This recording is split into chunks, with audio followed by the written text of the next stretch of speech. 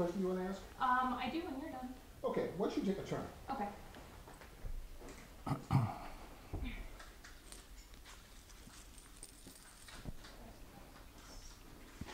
This is good for me. Yeah? Yeah, it's really good for me. Is this the kind of thing that you do is this the kind of thing you do in group, like in support group? When I started going to support group, I'm just going to be my opinion. When I first started going, I went there, and the very first second I spoke, I just started losing it. I cried like a baby for probably 5 minutes.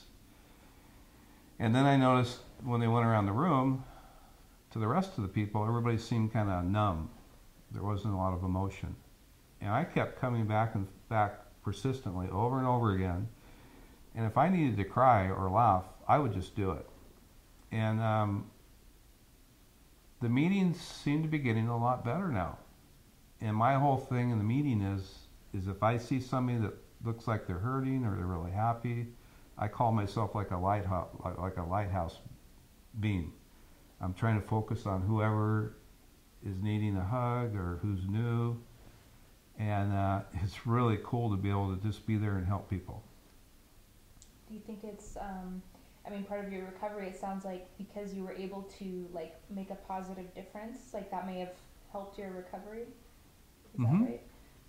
Well, and I'm lucky because I'm very fortunate to have my wife's from South America, and they're very emotional, loving people.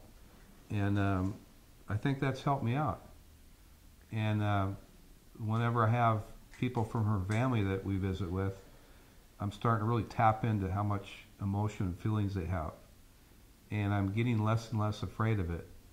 And we had her niece come 6 months ago, and I never cried and laughed so hard in my entire life. We went to Voodoo Donuts. I did salsa dancing with her. We laughed and cried right here in the living room. It was incredible. She ran around, teased me, and tickled me the whole time. And I think what I want to do is try to give this gift back to people that don't have the gift that I have. Wonderful gift. Plus, I'm able to support myself in a business. When we talked on the phone a little while ago, you were telling me that your mom never touched you, never gave you a hug. Is that right? Not until a month ago. Can you talk about that? Maybe like how it was when you were a kid, and maybe how she gave you a hug finally. Well, my mother was raised by her mother that I'm pretty sure was really bipolar and alcoholic, and she was a lunatic. And my mother's brother, John, almost burnt her to death by lighting her bed on fire once. That's my mom's mother. That's how bad she was. And so my mother grew up very sensitive like me. It was extremely hard for her to survive in life. She was just so sensitive, like water on a hot burner on the stove. And lately, I think she's starting to find out that it's okay the way she is, and she's being really goofy and silly. And a lot of people make fun of her and judge her for that, and I give her a hug and say, "Mom, I love you the way you are. We are so much alike." And I think she's starting to see that we are alike. And so it was 2 or 3 weeks ago, I think it was Mother's Day, maybe? She came and gave me this great hug. I mean, it was wonderful.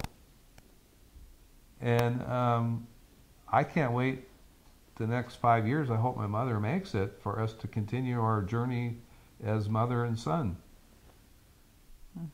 The thing that really strikes me is like a lot of people sort of give up when they have mental illness, and it seems like you've like not only not given up but like flourished like beyond belief, and that's really just incredible to see.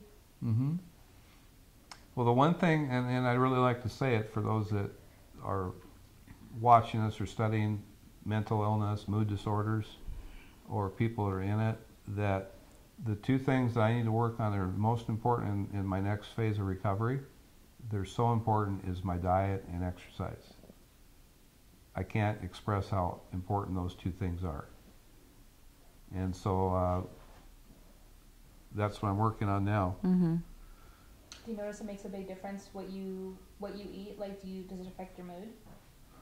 When I eat right, it does. Yeah, yeah. Like today, I was doing great, and then at lunchtime, I went and had like a mini pizza.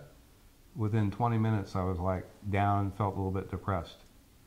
Whereas if I had carrots and broccoli and some chicken or a piece of turkey or whatever, I would have had energy the rest of the day. So to combine that with my bipolar, I think if I don't do that, my bipolar is going to progress instead of regress. That's what I've been told by my nurse practitioner. So the fun isn't here yet. I got to keep working. The best is yet to come. Yeah. Let's see. I don't want to mispronounce your name. How do you say it? Mariema. Mariema. Mariema.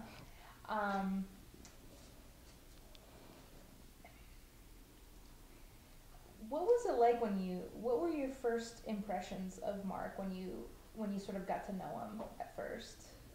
Like how would you describe him? Like my first impression, like when we first met? Yeah. Well, I liked him a lot. I mean, I thought he was like fun. He was like kind of like really sensitive. And I thought he was kind of like different, but I liked it. It was something, you know, like, but I like that. I like that. I went barefoot on our first date. Yeah. Well, I remember like after what, like 3 days, no, like for like a couple of weeks or something, you know, we are in my place and then just, you know, he started crying, saying, I don't know if I know you. I don't know if I, you know, he was like really confused. You remember that? And he was crying, and I was like, what the heck is this? What is he's crying? And you know, so that should be like a, you know, like red light, like run that way.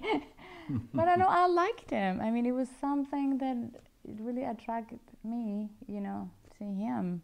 So. Was that kind of the first time, the incident you're talking about, was that the first time that you thought, like, maybe there's something going on? Like, yeah, I thought like, yeah. And then I started, you know, getting to know him more, and then he will say like, well, I don't talk to my family. And I'm like, oh, I'm just, you know, why is that? You know, like I said before, he always had a perfect excuse, and it will make sense for everything that he will say. But I don't know. I mean, I think like deep inside I knew something was wrong, but I don't know. It was because he, you know, he thought was an alcoholic, and he was in the program for, you know, a long time. And then I'm thinking, well, that's the way it is. Or, you know, he mentioned to me that he, you know, he was depressed. And I thought, you know, I never thought it was like bipolar or anything like that. I mean, I was not familiar with any of that. A lot of friends and family, they said, you know, he's crazy. He's crazy. You should leave him. And I'm like, oh no, I like him. It's something, you know. But why you do that to yourself? You know, because it was hard. I mean, you know, one day he will love me, one day he will kick me out, one day he will love me more, and the next day he's like, I want a divorce. So it was like really up and down, and I hang it, you know, I was like hanging in there I knew that this, I think, deep inside this time will come, you know, and the good thing is like he always wanted to make himself better. I mean, when he found out that he was bipolar, he will like read about it, find the help. You know, he did not, and he still doesn't stop working on it or getting better. He always want to be better. So I think, you know, It's a reward at the end. Yes, I think it's a lot of love too, like a lot. I think Yeah. I don't know if I can keep it together here, but when I met her daughter first, Mariana. This is really difficult. I love Mariana just as much as I love her. Mhm. She's so precious to me. And it's really difficult that she had to go through all my mood swings. And we haven't talked. She went in the Marine Corps, and we haven't really talked much for the last 3 years. And she was really upset because I didn't communicate with her when she was in the Marine Corps. But I was just so lost, I didn't know what to do. And I've been trying to make my amends to her, just really working hard. And in a month, she's going to be here. Mhm. Grab that picture. With the baby. Yeah, give that to me. And 15 years and all this bipolar my whole life. That's a granddaughter that I feel like I'm not going to scare everybody with. And I love that girl so much. I call her my little potato. And we have the same birthday. So I love her equally to you. I thought that was important to say that. Mhm. And Augustine, my stepson, he's my best friend. And he suffers from Asperger's. And we have a lot of similarities between us. And we laugh and giggle about how we have trouble with feelings and communicating with people and relationships. And so we're really there for each other. And he's going to be here too in a month. Mhm. So, anyway. You guys nervous about that one? You need to answer Diana. We're what? Are you nervous about their visit? Not really. No. I think it's gonna be fine. No. There you have it. What's that? So there you have it. Good. Well, I mean, I can add to that the only really thing nervous that I'm about is I haven't established a relationship with my son-in-law yet, and we got off to a really bad start with my mania, hypomania, whatever we want to call it. And this is my daughter, and if she's in love with him, I have to learn how to have a relationship and get to know each other. And I really feel I'm capable of doing that. And we're going to go to counseling 3 weeks before they come, for 3 weeks, just because I want to be as healthy mentally as I can. And this is really good for people to know. I'm going to have at least 6 people I can call. Oh yeah. In case I'm having some kind of an issue in my head, I can call people from the meetings. They'll be there for me at 4 in the morning. We have a plan. I have a plan. Awesome. Because the two of them look like they're really in love, and my paranoia and delusional thinking, I think, is starting to. I'm starting to see that that's what it is, a lot of delusion, a lot of paranoia.